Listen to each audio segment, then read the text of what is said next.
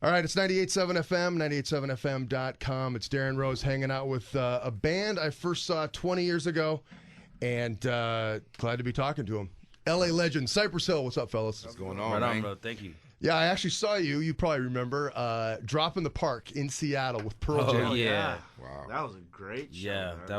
that was one of the shows we always would talk about because as we went on, the Seattle fans were so crazy that they knocked down the barricade and people were, like getting, rushed, falling underneath the stage and whatnot, and our performance was stopped like after Like two or five three times, songs. right? Yeah. They kept stopping, and I remember they were like, "All right, we're policing ourselves, push back." Like Yeah. that was a gnarly show. Yeah, it was great. pretty gnarly. That was Yeah. like probably we had done a lot of big shows, but that one up to that point, it was like the craziest thing we had done. You know what I mean? Because we had built a relationship with Pearl Jam somehow. I don't know how it happened. I think it was through Judgment Night, through the Judgment Night record, and we had made friends with Stone and Jeff when we were on when we played a few gigs with them on I think it was Lollapalooza as well. Oh yeah. We were playing the side stages, and they Pearl Jam, Soundgarden, Ice Cube, Chili Peppers, they were all playing the big stage, and I think Ministry was playing as well. And we pretty much made friends with pretty much everybody on the tour, and our connection with Pearl Jam for some reason was stronger than everybody else's, and they invited us to that show, and it was ridiculous. I still got a picture of me and Eddie Vedder when we both, I had long hair at the time, he had long hair. Somebody took it. It's a cool shot. I don't have it up in my house, but I have it. And it's a cool memory. It was a great show. Yeah, no, I remember, just the whole vibe of having that. You hadn't seen it before, like the kind of hip-hop rock collaboration and how much, like, the audience took to it. It was kind of, like the foundation of what we still got today. Oh, yeah. And you guys have been doing that, champion that for 20 years. Yeah, we were never real picky about where they put us to perform. Anywhere that we thought it was worth going to and turning some people's eyes open to the hill. You know what I mean? Yeah, was worth it. You know what I mean? So we're getting out there a chance to be out there with Pearl Jam, Soundgarden, and Ministry and whatnot. And we were listening to all those guys.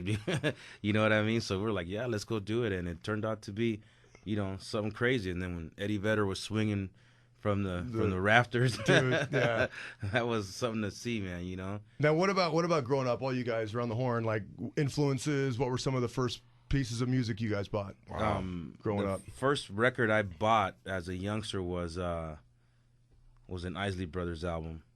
Yeah, and the first music I saw when I first came from Cuba, the first piece of American music that I remember connecting with was Hendrix. Mm-hmm. That was when I first was like, oh, wow, this is cool. He's got some new stuff that just came out. I don't know if you heard that. No, I haven't heard it, but I've heard that there is something. Yeah, you should check it out. Yeah, it's good. Yeah, for me, I grew up listening to everything, because my mother, she kind of liked the Beatles and stuff like that, and a lot of salsa music, being that she's Cuban. She came from Havana, so she brought a lot of those musical influences, Celia Cruz and El Gran Combo and all that stuff.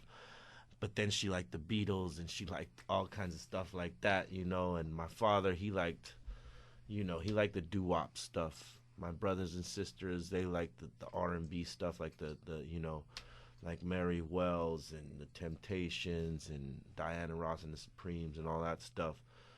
And, I grew up listening to all that, but the first records that I bought for myself, and I remember distinctively, it was a Black Sabbath record, an Ozzy Osbourne record, and a Van Halen record. And those were that was the genre of music that I was listening to when I was, probably like 4th, 5th grade, something like that. Mm-hmm. And eventually, we got a hold of Run DMC. And that was the biggest influence of all because, we ended up being hip-hop, hip-hoppers, rappers, whatever. So that was probably obviously the biggest influence out of all of them. I still listen to all those records, but yeah, Run DMC was the one that actually caused us to want to do this, Mm-hmm.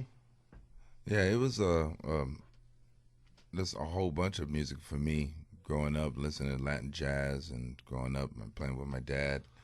And then, you know, my first record, I remember like Parliament Funkadelic, you know, I bought those. And then my first rock record was AC/DC Back in Black. Oh, classic. You know, yeah, because I got into rock in high school. Okay. So I just been influenced with so much music because it was all around me, you know, no matter what. So I was like a sponge. Yeah, you can definitely hear it in your catalog. And before we get to what's going on lately with you guys, I want to go back to, you know, late 80s. You guys coming up. I mean, really kind of on the national scene, it was the South Central guys and then you. Was there did you guys ever do anything with, you know, Ice Cube and Easy and that whole posse? We had done stuff with Ice Cube, like we had done shows, tours, and stuff like that. We had opened for him like on many of his tours here in the States, and we went on tour to Australia with him. Mm-hmm. Now, was that with NWA or just with Cube? No, this was just with Cube. We had never done anything with NWA. I mean, I met Easy and we had a few conversations, but we had never had a chance to work with each other. But the dude was very smart, good businessman. Mm-hmm. But with Cube, we were a little bit more closer with Cube because we were in what started our relationship with Cube was that we were in New York. We were on tour actually with Naughty by Nature, and they had the #1 hit, and we started to get momentum because DJs started playing How I Could Just Kill a Man, and people started showing a lot of interest there. And at some point, Sony realizes that, and they fly us back to New York to do this video, How I Could Just Kill a Man. And just so happened that Ice Cube was out there, and he heard we were doing a video, so he made his way to the video, and we became friends after that. And we did a lot of different things together and stuff like that. So, you know, that's pretty much how it began with us in Cube. You know, we were really good friends up until we had a little beef, and then, you know, fortunately we were able to squash that in '97. But you know, it was cool doing those shows with him because it was like two of LA's best going around and just knocking it down and representing, you know, LA hip hop, you know, the way it should have been. And these days, you don't have much of that. Yeah. So, you know, we're trying to bring it back. I mean, in 100 years, they're going to be spinning Hill, they're going to be spinning NWA, and they're going to be spinning Snoop from the West Coast. So. Oh, yeah. And speaking of that, I was walking my dog in Echo Park the other day, and I walked by this like little afternoon garage party blaring Cypress Hill. It's just crazy. Like the music lasts, you know. Right. The new album, Rise Up, coming out April 6th. Right. And the single by the same name. Yeah. You hooked up with Morella. How did that happen?